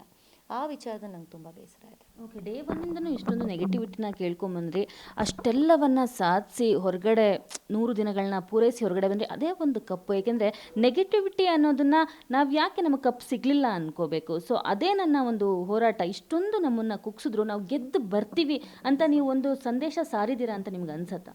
ಖಂಡಿತ. ನನ್ನ ಕೊನೆ ಕ್ಷಣದವರೆಗೂ ನನ್ನ ಹೋರಾಟನೇ ಆಗಿತ್ತು ಅಲ್ಲಿ. ನೀವು ನೋಡಿರ್ಬೋದು, ನನಗೆ ಕಿಚನ ಚಪ್ಪಾಳೆ ಸಿಗುತ್ತೆ ಒಂದು ಟಾಸ್ಕಲ್ಲಿ. ಆ ಟಾಸ್ಕಲ್ಲಿ ಎಷ್ಟು ಹೀನಾಯವಾಗಿ ಒಂದು ವ್ಯಕ್ತಿನ ನೀವು ಕೆಳಗಿಡ್ಬೋದು, ಎಷ್ಟು ಹಿಂಸೆ ಕೊಡ್ಬೋದು, ಇಡೀ ಮಾನವೀಯತೆನ ಮರೆತು ಇಡೀ ಮನೆ ಟಾರ್ಗೆಟ್ ಮಾಡ್ತಾರೆ. ನನಗೆ ನೀರು ತಂದು ಚಟ ಚಟ ಚಟ ಅಂತ ಮುಖಕ್ಕೆ ಹಾಕ್ತಾರೆ. ಕಿವಿ ಇಯರ್ ಡ್ರಮ್ಸ್, ನನಗೆ 2 ದಿನ ಅದು ಊತ ಬಂದುಬಿಟ್ಟಿರುತ್ತೆ. ನೀರು ಕಿವಿಗೆ ತಂದು ಹೀಗೆ ಸುರಿತಿರ್ತಾರೆ. ಅದಾದಮೇಲೆ ಸರ್ಫು ಅದು ಇದು ಎಲ್ಲ ತಂದು ತಲೆಗೆಲ್ಲ ಸುರಿತಿರ್ತಾರೆ. ತುಂಬ ಒಂಥರ ಹೇಗೆ ಅಂದರೆ ಅಲ್ಲಿರುವಂಥ ಕಂಟೆಸ್ಟೆಂಟ್ಸೇ ಒಬ್ರಿಗೊಬ್ರು ಹೇಳ್ಕೊತಾ ಇರ್ತಾರೆ, ಹೋಗಿ ಅವ್ರ ಕಚ್ಗುಳಿ ಕೊಡಿ, ಇನ್ನೂ ಏನೇನೋ ಐಡಿಯಾಗಳು ಕೊಡ್ತಾ ಇರ್ತಾರೆ. ಅಂದರೆ ಎಷ್ಟು ಒಬ್ಬರನ್ನ ನೀವು ಆ ಟಾಸ್ಕಿಂದ ಅವ್ರನ್ನ ದೂರ ಇಡೋದಕ್ಕೆ, ನನ್ನನ್ನು ಮನೆಯಿಂದ ಹೊರಗಡೆ ಹಾಕೋದಕ್ಕೆ ಇಡೀ ಮನೆ ಟಾರ್ಗೆಟ್ ಮಾಡಿ, ಅದರಷ್ಟು ಅವಮಾನ ಇನ್ನೊಂದಿಲ್ಲ ಅಂತ ನಾನು ಭಾವಿಸ್ತೀನಿ. ಅವತ್ತು ನಾನು ಹಠದಿಂದ ಅಲ್ಲಿ ನಿಂತ್ಕೋತೀನಿ. ನನಗೆ ಒಂದಷ್ಟು ಆರೋಗ್ಯದ ಸಮಸ್ಯೆ ಇದ್ದರೂ ಕೂಡ ತುಂಬ ಹಠದಿಂದ 1.5 ಗಂಟೆ ನಾನು ಛಲದಿಂದ ನಿಂತ್ಕೋತೀನಿ, ತೋರಿಸ್ತೀನಿ ನನ್ನ ತಾಕತ್ತೇನು, ನೀವಾ ನಾನಾ ಅಂತ ಹೇಳಿ ನಿಂತ್ಕೋತೀನಿ. ಅವತ್ತು ನಾನು ಗೆಲ್ತೀನಿ. ಅವರೆಲ್ಲ ಅನ್ಕೋತಾರೆ ನನ್ನನ್ನು ಸೋಲಿಸ್ಬೋದು ಅಂತ, ಬಟ್ ನಾನು ಗೆದ್ದಿದ್ದು ಎಲ್ಲಿ ಅಂದರೆ ಹೊರಗಡೆ ಎಲ್ಲರೂ ಮನಸ್ಸಲ್ಲೂ ನಾನು ಗೆದ್ದಿದ್ದೆ. ಅದಕ್ಕೆ ನನಗೆ ಕಿಚನ ಚಪ್ಪಾಳೆ ಸಿಕ್ತು. ಸೊ ನಾನು ಛಲಗಾರ್ತಿ ಅಂತ ನಾನು ಅದಕ್ಕೆ ಕೊಟ್ಕೊಂಡೆ. ಬಿಕಾಸ್ ನಾನು ಛಲದಿಂದನೇ ಬಿಗ್ ಬಾಸ್ ಆಟನ ಆಡಿದ್ದೀನಿ. ಎಲ್ಲೂ ಮುಖವಾಡ ಹಾಕ್ಕೊಂಡು ನಾನು ಆಟನೇ ಆಡಲಿಲ್ಲ. ಓಕೆ. ಮನೆ ಒಳಗಡೆ ನೀವು ನಿಮ್ಮ ಪಾಡಿಗೆ ನೀವು ಆಟ ಆಡ್ತಿದ್ರಿ. ಬಟ್ ಹೊರಗಡೆ ಅಂತೂ ತುಂಬಾ ನೆಗೆಟಿವಿಟಿ. ಏನಂದರೆ ಅಶ್ವಿನಿಗೆ ಕಿಚನ್ ಚಪ್ಪಾಳೆ ಯಾಕೆ ಸಿಗಬೇಕು? ಅಶ್ವಿನಿ ಯಾಕೆ ಬಂದಿದ್ದಾರೆ ಬಿಗ್ ಬಾಸ್ಗೆ? ಅವ್ರ ಹತ್ರ ದುಡ್ಡಿದೆ, ಕೋಟಿ ಕೋಟಿ ರೂಪಾಯಿ ಒಡತಿ ಅವಳು. ಗೌಡ ಅವರು ಅಂದರೆ ಕರ್ನಾಟಕದಲ್ಲಿ ತುಂಬ ಪ್ರಬಲವಾಗಿರುವಂತಹ ಒಂದು ಜಾತಿ. ಗೌಡ ವರ್ಸಸ್ ಕುರುಬ ಅಂತ ಬಂತು. ಆಮೇಲೆ ಅವ್ರು ಏನು ಇಷ್ಟೆಲ್ಲ ಟೀಕೆಗಳು ಬಂತು. ಅವ್ರಿಗೆ ಏಜ್ ಆಗಿದೆ, ತುಂಬ ಸಾಧಿಸಿದ್ದಾರೆ, ತುಂಬ ಫಿಲ್ಮ್ಗಳಲ್ಲಿ ಮಾಡಿದ್ದಾರೆ, ತುಂಬ ಸೀರಿಯಲ್ಗಳಲ್ಲಿ ಮಾಡಿದ್ದಾರೆ, ನೇಮ್ ಇದೆ, ಫೇಮ್ ಇದೆ, ದುಡ್ಡಿದೆ. ಏನಕ್ಕೆ ಅವ್ರಿಗೆ ಬಿಗ್ ಬಾಸ್? ಬಡವ್ರ ಮಕ್ಕಳು ಬೆಳೀಲಿ, ಈ ಥರ ಎಲ್ಲ ಬಂದ್ಬಿಡ್ತು. ಸೊ ಜಾತಿಯ ಟೀಕೆ, ಬಡವ ವರ್ಸಸ್ ಶ್ರೀಮಂತ ಟೀಕೆ, ಮತ್ತು ಹೆಣ್ಣು ವರ್ಸಸ್ ಗಂಡು. ಯಾಕೆ ಹೆಣ್ಣು ಗೆಲ್ಲೇಬೇಕು? ಅಷ್ಟೊಂದು ಒಡವೆಗಳಿದೆ, ಅವ್ರು ಹಾಕೋದೆಲ್ಲ ಚಿನ್ನದ್ದೇ ಅಂತ ಹೇಳ್ತಾರೆ. ಸೊ ಏನಕ್ಕೆ ಅವ್ರಿಗೆ ಬಿಡಿ, ಬಡವ್ರ ಮಕ್ಕಳು ಬೆಳೀಲಿ ಅನ್ನೋ ಮಾತು ಬಂತು. ಈ ಎಲ್ಲ ಟೀಕೆಗಳ ಬಗ್ಗೆ ನಿಮ್ಮ ರಿಯಾಕ್ಷನ್? ಆ, ಅದೇ ಟೀಕೆಗಳು ಸಾಯುತ್ತವೆ, ನಮ್ಮ ಸಾಧನೆಗಳು ಉಳಿಯುತ್ತವೆ ಅಂದಂಗೆ ಎಲ್ಲದಕ್ಕೂ ಒಂದು ಹೌದು ಮೇಡಮ್, ಎಷ್ಟು ಟೀಕೆ ಮಾಡೋಕ್ಕೋ ಆಗತ್ತೋ ಅಷ್ಟು ಮಾಡಿರ್ತಾರೆ, ಹೌದು. ಬಟ್ ಒಂದೇ ನಾನು ಹೇಳೋಕೆ ಇಷ್ಟಪಡೋದು, ಇಲ್ಲಿ ದಯವಿಟ್ಟು ಒಬ್ಬ ಬಡವ ಒಬ್ಬ ಶ್ರೀಮಂತ ಅಂತ, ಬಡವ ಅನ್ನೋದನ್ನ ಎಲ್ಲೂ ಆ ಸ್ಟ್ರಾಟಜಿ ಕಾರ್ಡನ್ನು ದಯವಿಟ್ಟು ಬಳಸಬೇಡಿ. ಯಾಕೆ ಅಂತಂದರೆ ಬಿಗ್ ಬಾಸ್ ಶೋ ಇರುವಂಥದ್ದು ಒಂದು ವ್ಯಕ್ತಿತ್ವಗಳ ಆಟ. ನೀನು ಬಡವನ ಶ್ರೀಮಂತನ ಅಂತ ಕೇಳಿ ಬಿಗ್ ಬಾಸ್ ಒಳಗಡೆ ಯಾರನ್ನೂ ತೊಗೊಳ್ಳಲ್ಲ. ಹಾಗಿತ್ತು ಅಂದರೆ ನಮ್ಮ ಬ್ಯಾಕ್ಗ್ರೌಂಡ್ ಚೆಕ್ ಮಾಡಬೇಕು, ನಿಮ್ಮ ಆ್ಯಸೆಟ್ ಏನಿದೆ, ನೀವೇನೇನು ನಿಮ್ಮ ಹೆಸರಲ್ಲಿದೆ, ನೀವೇನು ನಿಮ್ಮ ಬ್ಯಾಂಕ್ ಬ್ಯಾಲೆನ್ಸ್ ಏನು ಅಂತ ಹೇಳಿ. ಬಟ್ ಅದನ್ನು ಮಾಡಲ್ಲ ಬಿಗ್ ಬಾಸ್. ನಿಮ್ಮ ಫಿಸಿಕಲ್ ಟೆಸ್ಟ್ ಮಾಡ್ತಾರೆ, ನಿಮಗೆ ಸೈಕಲಾಜಿಕಲಿ ಡಾಕ್ಟರ್ಸ್ನ ಕಳಿಸಿ ಅವ್ರ ಜೊತೆ ಮಾತಾಡೋದಕ್ಕೆ ಮಾಡ್ತಾರೆ, ನಿಮ್ಗೆ ಏನೇನು ಆರೋಗ್ಯದ ಸಮಸ್ಯೆ ಇದೆ ಅಂತ ಕೇಳ್ತಾರೆ, ಎಷ್ಟು ಕೇಸ್ಗಳಿದೆ ನಿಮ್ಮ ಮೇಲೆ ಅಂತ ಕೇಳ್ತಾರೆ, ನಿಮ್ಮ ಐಡೆಂಟಿಟಿ ಏನು ಅಂತ ಕೇಳ್ತಾರೆ. ಎಲ್ಲೂ ನೀನು ಶ್ರೀಮಂತನ ಬಡವನ ಅಂತ ಕೇಳಿ ನಮ್ಮನ್ನು ಒಳಗೆ ಕಳಿಸಲ್ಲ. ಆ ಥರ ಏನಾದರೂ ಇತ್ತು ಅಂದರೆ ಇನ್ಮೇಲೆ ಅದನ್ನೇ ಮಾಡಲಿ. ನೀನು ಯಾವ ಜಾತಿಗೆ ಸೇರಿದವನು, ನೀನು ಯಾವ ಪಂಗಡಕ್ಕೆ ಸೇರಿದವನು, ನೀನು ಗಂಡಸ ಅಥವಾ ಹೆಂಗಸ ಅಂತ ಕೇಳ್ಬಿಟ್ಟು ನಮ್ಮನ್ನು ಕಳಿಸಿ. ಸೊ ಈ ರೀತಿ ಯಾಕೆ ಜನ ಹೊರಗಡೆ ಈ ರೀತಿ ಬಿಂಬಿಸ್ತಾ ಇದ್ದಾರೆ? ನಾನು ಹೇಳೋ ಅಂಥದ್ದು, ಇಲ್ಲಿ ಯಾಕೆ ರಾಜಕೀಯ ಬಂತು, ಇಲ್ಲಿ ಯಾಕೆ ಧರ್ಮ ಬಂತು, ಇಲ್ಲಿ ಯಾಕೆ ಜಾತಿ ಬಂತು? ನಾವು ಯಾರು ಅಲ್ಲಿ ಒಳಗಡೆ ಆಟ ಆಡ್ತಾ ಇರುವಂಥವ್ರು ನಾವೆಲ್ಲರೂ ಒಂದೇ ತಟ್ಟೆಯಲ್ಲಿ ತಿಂತು. ಯಾರು ಯಾವತ್ತೂ ಯಾರನ್ನೂ ಕೇಳಲಿಲ್ಲ, ನೀನು ಯಾವ ಜಾತಿನಪ್ಪ, ನೀನು ಯಾವ ಜಾತಿನಪ್ಪ ಅಂತ ನಾವು ಯಾರೂ ಕೇಳಲಿಲ್ಲ. ಆ ಥರ ನಾವು ಆಟನೂ ಆಡಲಿಲ್ಲ. ಬಟ್ ಇಲ್ಲಿ ಒಂದೇ ಹೇಳೋದು, ದಯವಿಟ್ಟು ಇಲ್ಲಿ ಬಡವರು ಶ್ರೀಮಂತರು ಅಂತ ಮಾತಾಡೋ ಬರದಲ್ಲಿ ದಯವಿಟ್ಟು ಅವರ ಹಿನ್ನೆಲೆನ ತಿಳ್ಕೊಳ್ಳಿ. ಈಗ ನನ್ನ ಬಗ್ಗೆ ನೀವು ಮಾತಾಡುವಾಗ ನಾನೊಬ್ಬ ಹೆಣ್ಣು ಮಗಳಾಗಿ ನನ್ನ ಬೆನ್ನಿಂದ ನನಗೆಷ್ಟು ಶ್ರಮ ಇದೆ ಅನ್ನೋದು ನನಗೆ ಗೊತ್ತಿದೆ. ಸೊ ಇದ್ದವನೆಲ್ಲ ಐಷಾರಾಮಿ ಕೋಟೆಯಲ್ಲಿ ಬದುಕಿದವನೆಲ್ಲ ನೆಮ್ಮದಿ ಜೀವನನೇ ಮಾಡ್ತಿದ್ದಾನೆ ಅಂತಲ್ಲ, ಅಥವಾ ಗುಡಿಸ್ದಲ್ಲಿ ಬದುಕಿದವನೆಲ್ಲನೂ ಕೂಡ ಕಷ್ಟಪಡ್ತಿದ್ದಾನೆ ಅಂತಲ್ಲ. Everybody has their own struggle. ದಯವಿಟ್ಟು ನಾನು ಬಡವ ಶ್ರೀಮಂತರ ಆಟ ಅಲ್ಲ, ಖಂಡಿತ ಅಲ್ಲ. ಆಮೇಲೆ ಇವತ್ತು ಏನು ಹೇಳ್ತಾ ಇದ್ದಾರೆ ಬಡವ ಶ್ರೀಮಂತ ಅಂತ, ನಿಜವಾಗ್ಲೂ ಯಾವ ವ್ಯಕ್ತಿಗೆ ನೀವು ಬಡವ ಅಂತ ಹೇಳಿ ಕಪ್ಪನ್ನ ಕೊಟ್ಟಿದ್ದೀರಾ, ಅವ್ರು ನಿಜವಾಗ್ಲೂ ಬಡವರ? ಆ ಪ್ರಶ್ನೆ ದಯವಿಟ್ಟು ಅವ್ರನ್ನ ಕೇಳ್ಕೋಬೇಕು. ಬಡವ ಅಂತ ಹೇಳೋದು ಬೇರೆ, ಬಡವನ ಹಾಗೆ ನಟನೆ ಮಾಡೋದು ಬೇರೆ. ನಾನು ಬನಿಯನ್ ಹಾಕೊಂಡು ಚಡ್ಡಿ ಹಾಕೊಂಡ ತಕ್ಷಣ ನಾನು ಬಡವ ಆಗಲ್ಲ ಅಲ್ವಾ? ಸೊ ಆ ರೀತಿ ನೀನು ಇದ್ದಾಗ ನಿನ್ನ ವ್ಯಕ್ತಿತ್ವ ನೀನು ಅಂತದ್ದು ಅದು ಓಕೆ. ಆಮೇಲೆ ಯಾವತ್ತೂ ಶ್ರೀಮಂತಿಕೆನೂ ಕೂಡ ನೀವು ಪ್ರದರ್ಶನ ಮಾಡಿಲ್ಲ. ನಾನು ಶ್ರೀಮಂತ, ಎಷ್ಟು ಕೋಟಿ ಹೊಡ್ತಿ, ಈ ಥರನೂ ಸಹ ನೀವು ಹೇಳಿಲ್ಲ. ಮೇಡಮ್, ಯಾವತ್ತೂ ಕೂಡ ನಾನು ಸಾಮಾಜಿಕ ಜೀವನದಲ್ಲಿ ಇರೋದ್ರಿಂದ ನಾನು ತುಂಬ ಸರಳವಾಗಿ ಬದುಕ್ತಂಥ ವ್ಯಕ್ತಿ. ನಾನು ಒಂದೇ ಇಡೀ ಬಿಗ್ ಬಾಸ್ ಮನೇಲಿ ಜಗಳ ಆಡಿದ್ದು ಒಂದಕ್ಕೋಸ್ಕರನೇ, ಏಕವಚನ ಪದ ಬಳಕೆ ಮಾಡಬೇಡಿ. ಬಟ್ ಆ ಜಗಳದಲ್ಲೂ ಕೂಡ ಎಲ್ಲೂ ಅಶ್ಲೀಲ ಪದ ಬಳಕೆ ನಾನು ಮಾಡಲೇ ಇಲ್ಲ. ಯಾಕಂದರೆ ಕೆಟ್ಟ ಪದ ಬಳಕೆ ಅಂತಲೂ ಕೆಲವಿರುತ್ತೆ. ಬಟ್ ನೀವು ಈಗ ಹೋಗೇ ಬಾರೆ ಅನ್ನೋದೇ ನನಗೆ ದೊಡ್ಡ ವಿಷಯ ಅದು. ಬಟ್ ಮನೆ ಒಳಗಡೆ ಕೆಲವರು ವೈಲ್ಡ್ ಕಾರ್ಡ್ ಎಂಟ್ರಿಗಳು ಅಂತ ಬರ್ತಿದ್ದವರು ಒಂದು ಡಿಕ್ಷನರಿನೇ ಬರೆದು ಕಳಿಸಿದ್ದಾರೆ. ಅಂಥವ್ರು ಮಾತಾಡಿದಾಗ ಯಾರಿಗೂ ಏನು ಅನ್ನಿಸ್ಲಿಲ್ಲ. ಬಟ್ ನಾನೊಂದು ಪದ ಬಳಕೆಗೆ ನಾನು ವಿರೋಧ ತೋರಿಸ್ತಾ ಇರೋಂಥ ಅಷ್ಟು ದೊಡ್ಡ ಮಟ್ಟದಲ್ಲಿ ಸದ್ದಾಗಿದೆ ಅಂದರೆ, ಇಲ್ಲಿ ನನಗೆ ಅನಿಸಿದ್ದು ಒಂದೇನೆ, ನೀವು ಯಾರನ್ನೋ ಗೆಲ್ಸೋ ಬರೋದ್ರಲ್ಲಿ, ಯಾರನ್ನೋ ಹೊಗಳೋ ಬರೋದ್ರಲ್ಲಿ ಇನ್ನೊಬ್ಬ ಹೆಣ್ಮಗಳನ್ನ ತೇಜಾವಧಿ ಮಾಡಲೇಬೇಕು ಅಂತ ನಿರ್ಧಾರ ಮಾಡಿದ್ರಿ. ಅದನ್ನು ಮಾಡೋದ್ರಲ್ಲಿ ಸತತವಾಗಿ ಯಶಸ್ವಿ ಆಗಿದ್ದೀರಾ ಅಂತ ನಾನು ಹೇಳ್ತೀನಿ. ಓಕೆ, ಎಂಟರ್ಟೈನ್ಮೆಂಟ್ ಒಂದು ಪಾರ್ಟ್, ಬಟ್ ಅಷ್ಟು ಛಲವಾಗಿ ಅಷ್ಟು ಪ್ರತಿಯೊಂದರಲ್ಲೂ ಎಂಟರ್ಟೈನ್ಮೆಂಟ್ ಕೊಟ್ಟಿದ್ದೀರಾ, ಡ್ಯಾನ್ಸ್ ಮಾಡಿದ್ದೀರಾ, ಸಾಂಗ್ ಹೇಳಿದ್ದೀರಾ, ಪ್ರತಿಯೊಂದು ಟಾಸ್ಕ್ಗಳಲ್ಲಿ ಮಾಡಿದ್ದೀರಾ, ಅಡುಗೆ ಮಾಡಿದ್ದೀರಾ, ಎಲ್ಲ ಪ್ರತಿಯೊಂದನ್ನು ಮಾಡಿದ್ದೀರಾ. ಇಂಥ ಕೆಲಸ ಮಾಡಿಲ್ಲ ಅಂತ ಹೇಳೋಗೇ ಇಲ್ಲ. ಸೊ ನೀವು ಹೊರಗಡೆ ಹೋರಾಟಗಾರ್ತಿ ಆಗಿದ್ರಿ, ಒಳಗಡೆ ಹೋದ್ರಿ, ನಿಮಗೆ ಹೊರಗಡೆ ಏನಾದರೂ ತುಂಬ ಶತ್ರುಗಳಿದ್ದಾರೆ, ಹಾಗಾಗಿ ಒಳಗಡೆ ಹೋದ ತಕ್ಷಣ ಇಷ್ಟೊಂದು ನೆಗೆಟಿವ್ ಆಗಿ ಬಂದ್ಬಿಡ್ತಾ ನಿಮ್ಮ ವಿಷಯ? ಯಾಕೆಂದರೆ ಜಸ್ಟ್ ಜಗಳ ಮಾಡೋದೇ ಇಷ್ಟೊಂದು ಹೆಣ್ಣನ್ನು ಕೀಳು ಮಟ್ಟಕ್ಕೆ ಇಳಿಸ್ಬಿಟ್ರಲ್ಲ. ಸೊ ಹೊರಗಡೆ ಇರುವಂತಹ ಒಂದು ಹೋರಾಟ ಒಳಗಡೆ ಏನಾದ್ರು ಇಂಪ್ಯಾಕ್ಟ್ ಆಯ್ತಾ ನಿಮ್ಮ ಮೇಲೆ ಇಷ್ಟೊಂದು ನೆಗೆಟಿವಿಟಿ ಬರೋಕ್ಕೆ? ನನಗೆ ಅರ್ಥ ಆಗಿದ್ದು ಒಂದೇನೆ, ಯಾಕೆಂದರೆ ಯಾರೇ ವೈಲ್ಡ್ ಕಾರ್ಡ್ ಎಂಟ್ರಿಗಳು ಮನೆ ಒಳಗಡೆ ಬರಬೇಕಾದ್ರೆ ತುಂಬ ಪ್ಲ್ಯಾಂಡಾಗಿ ಬರ್ತಾಯಿದ್ರು. ಯಾಕೆಂದರೆ ಅವ್ರಿಗೆ ಮುಂದುವರಿಲೇಬೇಕಿತ್ತು ಬಿಗ್ ಬಾಸಲ್ಲಿ, ಅವ್ರಿಗೆ ಅನಿವಾರ್ಯ. ನನಗೇನು ಅನಿವಾರ್ಯ ಇರಲಿಲ್ಲ, ನನಗೆ ಬಿಗ್ ಬಾಸ್ ಅನಿವಾರ್ಯ ಇರಲೇ ಇಲ್ಲ. ನನಗೆ ಯಾವಾಗಲೂ ಜೀವನದಲ್ಲಿ ಯಾವುದಾದ್ರೂ ಒಂದು ವಿಚಾರ ಅಂತ ಬಂದಾಗ, ಒಂದು ಜವಾಬ್ದಾರಿ ಅಂತ ಬಂದಾಗ ಅದಕ್ಕೆ 100% ಕೊಡಬೇಕು ಅನ್ನೋದಿರುತ್ತೆ. ಬಟ್ ಕೆಲವರಿಗೆ ಅಲ್ಲಿ ಬ್ರೆಡ್ ಆ್ಯಂಡ್ ಬಟರ್ ಆಗಿತ್ತು. ಕೆಲವರೆಲ್ಲ ಒಳಗಡೆ ಬರ್ತಿದ್ರು, ಅಲ್ಲಿ ಬಂದಾಗ ಅಶ್ವಿನಿ ನಾನು ಟಾರ್ಗೆಟ್ ಮಾಡಿದ್ರೆ ಇನ್ನೊಂದು ವಾರ ಉಳ್ಕೋಬೋದು, ಇನ್ನೊಂದು ಜಗಳ ತೆಗೆದ್ರೆ ಇನ್ನೊಂದು 2 ವಾರ ಉಳ್ಕೋಬೋದು. ಇದು ಸ್ಟ್ರಾಟಜಿ ಕಾರ್ಡ್ ಅವ್ರಿಗೆ ತುಂಬ ಚೆನ್ನಾಗಿ ಗೊತ್ತಿತ್ತು. ಹಾಗಾಗಿ ಬಂದವ್ರು ಇಡೀ ಮನೇಲಿ ಯಾರು ಅಶ್ವಿನಿ ಜೊತೆ ಜಗಳ ಆಡಲಿಲ್ಲ, ಪ್ರತಿಯೊಬ್ಬರು ಜಗಳ ಆಡಿದ್ದಾರೆ. ಮತ್ತು ಯಾರ ಜೊತೆ ನಾನು ಹೋಗಿ ಜಗಳ ಆಡಿದ್ದೀನಿ ಅನ್ನೋದು ಇಂಪಾರ್ಟೆಂಟ್ ಆಗುತ್ತೆ. ನನ್ನ ನೀವು ಸುಮ್ಮನೆ ಕೆಣಕ್ತೀರಾ, ನನ್ನ ನೀವು ಸುಮ್ಮನೆ ಜಗಳ ಕೇಳಿತೀರಾ, ಬಟ್ ಪ್ರಾರಂಭ ಮಾಡೋದು ನೀವು, ಅಂತ್ಯ ಮಾಡೋದು ನಾನು. ಬಟ್ ಅದನ್ನು ತುಂಬ ಹೈಲೈಟ್ ಮಾಡ್ತೀರಾ. But that was your strategy card. ಮತ್ತು ಹೊರಗಡೆಯಿಂದ ನೋಡ್ಕೊಂಡು ಆಟನ ಬಂದಿದ್ದರಿಂದ ಎಲ್ಲ ತುಂಬ ಜನ ಫೇಕ್ ಆಗೇ ಇದ್ರು ಅಲ್ಲಿ. ಯಾರು ಅವರಾಗೆ ಇರಲಿಲ್ಲ ಮೇಡಮ್. ಯಾಕೆ ಅಂದರೆ ಮನುಷ್ಯ ಅಂದಮೇಲೆ ಸಹಜವಾಗಿ ಯಾವುದೇ ಒಂದು ಪ್ರಚೋದನೆಗೆ ಒಳಗಾಗೇ ಆಗ್ತಾನೆ, ಎಂಥ ಸಂದರ್ಭದಲ್ಲಾದರೂ. ಯಾರೂ ದೇವತಾ ಮನುಷ್ಯ ಆಗೋದಕ್ಕಾಗಲ್ಲ. ಎಲ್ರಿಗೂ ಗೊತ್ತಿತ್ತು, ತುಂಬ ಜನಕ್ಕೆ ಗೊತ್ತಿತ್ತು ಕ್ಯಾಮ್ರಾಸ್ ಇದೆ ಮತ್ತು ತುಂಬ ಜನ ಬಿಗ್ ಬಾಸ್ನ ನೋಡ್ಕೊಂಡು ಬಂದಿದ್ರು, ಅವ್ರಿಗೆ ಆಟ ಹೇಗೆ ಅಂತ ಗೊತ್ತಿತ್ತು. ಬಟ್ ನನ್ನಂಥ ವ್ಯಕ್ತಿಗೆ ಅಲ್ಲಿ ಟಾಸ್ಕ್ ಆಡಬೇಕು ಅಂತಾಗಲಿ ಅಥವಾ ಇನ್ನೊಂದು ಯಾವುದೂ ಗೊತ್ತಿಲ್ಲ. ಹೋಗಿದ್ದೀನಿ, ಜೀವಿಸಿದ್ದೀನಿ, ನನ್ನ ವ್ಯಕ್ತಿತ್ವ ಪ್ರದರ್ಶನ ಮಾಡಿದ್ದೀನಿ, ಬಂದೆ. ಓಕೆ, ಆದರೆ ಇಷ್ಟೆಲ್ಲ ಹೇಳ್ಕೊಳ್ಳೋದು ಅಶ್ವಿನಿ ಗೌಡ ಏನು ತಪ್ಪೇ ಮಾಡಲಿಲ್ವಾ ಅಲ್ಲಿ ಅಂತ ಕೇಳ್ತಾರೆ. ಅಂದರೆ ಟಿಕೆಗಳು ಹಾಗೆ ಇದೆ, ಏನು ತಪ್ಪೇ ಮಾಡಿಲ್ವಾ? ರಕ್ಷಿತಾಗೆ ಎಸ್ ಕೆಟಗರಿ ಅನ್ನೋ ಪದ ಯೂಸ್ ಮಾಡಿದ್ರು, ಅದ್ರ ಮೇಲೆ ನಿಮಗೆ ಕೇಸ್ ಬೇರೆ ಹಾಕೋಕೆ ಹೋಗಿದ್ರು. ಎಷ್ಟೋ ಜನ ಹೋಗಿ ಬಾರಿ ಎಲ್ಲೇನೆಲ್ಲ ಮಾತಾಡಿದ್ರು, ಸೆಡೆ ಅನ್ನೋ ವರ್ಡ್ಗಳೆಲ್ಲ ಬಂತು. ಸೊ ಅಂಥ ವರ್ಡ್ಗಳಿಗೆಲ್ಲ ಇವರು ಹಾಕ್ಲಿಕ್ಕೆ ಹೋಗಲಿಲ್ಲ ಕೇಸು, ಬರೀ ಅದೊಂದು ಪದ ಬಳಕೆಗೆ ನಿಮಗೆ ಕೇಸ್ ಹಾಕಕ್ಕೆ ಹೋದ್ರು. ಸೊ ನಿಮ್ಗೆ ಏನು ಅನ್ಸುತ್ತೆ, ನೀವೇನು ತಪ್ಪು ಮಾಡಿರ್ಬೋದು ಒಳಗಡೆ? ನೀವೇ ಹೇಳ್ಬಿಡಿ, ನಿಮ್ಗೆ ಯಾವುದ್ರ ಬಗ್ಗೆ ಗಿಲ್ಟ್ ಇದೆ? ಮೇಡಮ್, ಇಲ್ಲಿ ತಪ್ಪು ಅಂತ ಯಾವಾಗ ಆಗುತ್ತೆ ಅಂದರೆ ನಾವೇನು ಹೇಳಿರ್ತೀವಿ ಆ ಹೇಳಿಕೆನ ನಾವೇನು ಹೇಳಿದ್ದೀವಿ ಅದನ್ನು ಹೇಳಿದ್ರೆ ಓಕೆ. ನಾವು ಹೇಳಿರೋದನ್ನು ಇಲ್ಲಿ ಹೊರಗಡೆ ತೀರ್ಚಿ ಹೇಳ್ಕೊಂಡು ಅವರು ಬೇಳೆನೆ. ಯಾಕಂದರೆ ಬಿಗ್ ಬಾಸ್ ಸ್ಟಾರ್ಟ್ ಆದಾಗ ಒಂದಷ್ಟು ಜನ ಹುಟ್ಕೋತಾರೆ, ಅವ್ರು ಜೀವನ ಮಾಡೋದೇ ಅದರಿಂದ. ಕೆಲವರೆಲ್ಲ ಜೀವನ ಮಾಡಿಬಿಡ್ತಾರೆ 1 ವರ್ಷ. ಸೊ ಈಗ ನಮ್ಮ ಹೆಸರು ಹೇಳ್ಕೊಂಡು ಒಂದಷ್ಟು ಜನ ಜೀವನ ಮಾಡಿರ್ತಾರೆ, ಅದ್ರ ಬಗ್ಗೆ ಐ ಡೋಂಟ್ ಕೇರ್, ಅದು ಪುಣ್ಯ ಸಿಗತ್ತೆ ಬಿಡಿ ಅಷ್ಟೇ. ಆಮೇಲೆ ಈ ಕೋರ್ಟು ಕೇಸು ಇವೆಲ್ಲ ನಾನು ಯಾವುದೂ ತಲೆನೇ ಕೆಡಿಸ್ಕೊಳ್ಳಲ್ಲ. ಯಾಕಂದರೆ ಇದು ನಾವು ಹೋರಾಟದ ಬದುಕಲ್ಲಿ ಇರೋದ್ರಿಂದ. ನೀವು ಒಂದು ಸ್ವಲ್ಪ ಏನು ಹೇಳ್ತೀನಿ ಅಂದರೆ, ಕೇಸ್ಗಳು ಹಾಕಬೇಕು ಅಂತ ಆದಾಗಲೋ ಅಥವಾ ಏನೋ ಒಂದು ನಮ್ಮನ್ನು ಟಾರ್ಗೆಟ್ ಮಾಡಬೇಕು ಅಂದರೂ ನಿಮ್ಮ ವ್ಯಕ್ತಿತ್ವ ಅಲ್ಲಿ ಪ್ರದರ್ಶನ ಆಗ್ತಿರುತ್ತೆ. ದಯವಿಟ್ಟು ನೀವು ಯಾವುದ್ರ ಮೇಲೆ ಸ್ಟ್ಯಾಂಡ್ ತೊಗೋತೀರಾ ಅನ್ನೋದ್ರ ಮೇಲೆ ಫಸ್ಟು ಕ್ಲಾರಿಟಿ ಅವ್ರು ತೊಗೊಳ್ಬೇಕಾಗತ್ತೆ. ಯಾಕೆ ಅಂದರೆ ನಾವು ಒಳಗಡೆ ಆಟ ಆಡೋ ಬರೋದ್ರಲ್ಲಿ ಏಕವಚನಕ್ಕೆ ನಾನು ಜಗಳ ಮಾಡುವಂಥವಳು. ನಾನು ಕೂಡ ಈ ಒಂದಷ್ಟು ಹೋರಾಟಗಳಲ್ಲಿ ಇರೋದ್ರಿಂದ ನನಗೂ ಧರ್ಮ ಅಂದ್ರೇನು, ಜಾತಿ ಅಂದ್ರೇನು, ಪಂಗಡ ಅಂದ್ರೇನು, ಯಾವ ವರ್ಡ್ ಹೇಳಿದಾಗ, ಯಾವ ಪದ ಬಳಕೆ ಹೇಳಿದಾಗ ಅದು ಏನು ಅನ್ನೋದು ಗೊತ್ತಿರುತ್ತೆ. ಯಾವುದೋ ಒಂದೇ ಒಂದು ಆಲ್ಫಬೆಟ್ನ ಇಟ್ಕೊಂಡು ನೀವು ಅದಕ್ಕೆ ಹಿಂದೆ ಮುಂದೆ ಎಲ್ಲ ನೀವೇ ಬರೆದ್ಬಿಡ್ತೀರಾ, ಬರೆದ್ಬಿಟ್ಟು ಕೇಸ್ ಹಾಕಕ್ಕೆ ಹೋಗ್ತೀರಾ ಅಂದರೆ ನಿಮ್ಮ ವ್ಯಕ್ತಿತ್ವ ಏನು ಅಂತ ಗೊತ್ತಾಗುತ್ತೆ. ಅದ್ರ ಬಗ್ಗೆ ನಾನು ಯಾರಿಗೂ ಹೆದರ್ಕೊಳ್ಳೋಂಥ ಅವಶ್ಯಕತೆಯೂ ನನಗಿಲ್ಲ. ನಾನು ಏನು ಹೇಳಿದ್ದೀನಿ ಅದಕ್ಕೆ ಸ್ಪಷ್ಟೀಕರಣವನ್ನು ನಾನು ಕೊಟ್ಟಿದ್ದೀನಿ, ಆ ನಿಲುವಿಗೆ ನಾನು ನಿಲ್ತೀನಿ. ಬಟ್ ಅವ್ರು ಏನು ಕ್ರಿಯೇಟ್ ಮಾಡ್ತಿದ್ದಾರಲ್ಲ, ಆ ಕೆಳಮಟ್ಟಕ್ಕೆ ಇಳಿಯುವಂತಹ ವ್ಯಕ್ತಿತ್ವ ಇರುವಂಥ ಹೆಣ್ಣುಮಗಳು ನಾನಲ್ಲ. ಅಶ್ವಿನಿ ಅವ್ರು ಏನು ಮಾಡಿದ್ರು ತಪ್ಪು, ಉಸಿರಾಡಿದ್ರು ತಪ್ಪು, ಉಸಿರಾಡದಿದ್ರು ತಪ್ಪು. ಇಂತಹ ಒಂದು ಪರಿಸ್ಥಿತಿ ಇರುವಂತಹ ಬಿಗ್ ಬಾಸ್ ಮನೆಯೊಳಗಡೆ ಇಷ್ಟು ದಿನಗಳ ಕಾಲ ನೀವು ಇದ್ರಲ್ಲ, ಅದೇ ನಿಮ್ಮ ಒಂದು ದೊಡ್ಡ ಗೆಲುವು. ಸೊ ಪ್ರತಿಯೊಬ್ಬರು ಹೇಳ್ತಿದ್ರು, ಕೆಲವೊಂದು ಕಡೆ ವುಮನ್ ಕಾರ್ಡ್ ಪ್ಲೇ ಮಾಡಿದ್ರು ಅಂತ ಹೇಳ್ತಿದ್ರು. ಯಾವಾಗಲೂ ಒಂದ್ಸಲ ಹೆಣ್ಮಕ್ಳಾಗಿ ನೋಡಲಿಲ್ಲ ನೀವು ಅಂತ ರಜತ್ಗೆ ಯಾರಿಗೂ ಹೇಳ್ತಾರೆ, ಅವಾಗ ವುಮನ್ ಕಾರ್ಡ್ ಪ್ಲೇ ಮಾಡಿದ್ರು ಅಂತ ಹೇಳ್ತಾರೆ. ನನ್ನ ಒಂದು ಪ್ರಶ್ನೆ, ಹೊರಗಡೆ ತುಂಬ ಹೋರಾಟಗಾರರೇ, ರಾಜ್ಯಾಧ್ಯಕ್ಷ, ನೀವು ಹೆಣ್ಣು ಮಗಳಾಗಿ ನೀವು ಹೇಳ್ತಿರ್ತೀರ, ನಾನು ಕ್ಯಾರವಾನ್ಲು ಇರ್ತೀನಿ, ನಾನು ರೋಡಲ್ಲೂ ಕೂತ್ಕೊತೀನಿ ಅಂತ ಹೇಳ್ತಿದ್ರಿ. ಸೊ ಇಷ್ಟೆಲ್ಲ ಹೋರಾಟಗಳನ್ನ ಮಾಡಿರೋರು ಬಿಗ್ ಬಾಸ್ ಮನೆಯೊಳಗಡೆ ಒಂದು ದಿನ ಕೂಡ ನೀವು ಕನ್ನಡ ಹೋರಾಟಗಾರ್ತಿ ಅನ್ನೋ ಒಂದು ಕಾರ್ಡನ್ನು ಪ್ಲೇ ಮಾಡಲಿಲ್ಲ. ನನಗೆ ತುಂಬ ಕುತೂಹಲ ಈ ಬಗ್ಗೆ. ಏಕೆಂದರೆ ಎಷ್ಟೋ ಜನ ಕನ್ನಡ ಹೋರಾಟಗಾರರು ಅಂದ್ಕೊಂಡೆ ತುಂಬ ಮೈಲೇಜ್ ತೊಗೊಬಿಡ್ತಾರೆ, ಎಷ್ಟೋ ವೇದಿಕೆಗಳಿಗೆ ಏರ್ತಾರೆ, ಎಷ್ಟೋ ಆಪರ್ಚುನಿಟಿಗಳನ್ನ ತೊಗೊಳ್ತಾರೆ. ಸೊ ನೀವೊಬ್ಬರು ಜೆನ್ಯೂನ್ ಪ್ರಾಮಾಣಿಕ ಕನ್ನಡ ಹೋರಾಟಗಾರ್ತಿಯಾಗಿ ಆ ಒಂದು ಕಾರ್ಡನ್ನು ನೀವು ಯಾಕೆ ಪ್ಲೇ ಮಾಡಲಿಲ್ಲ?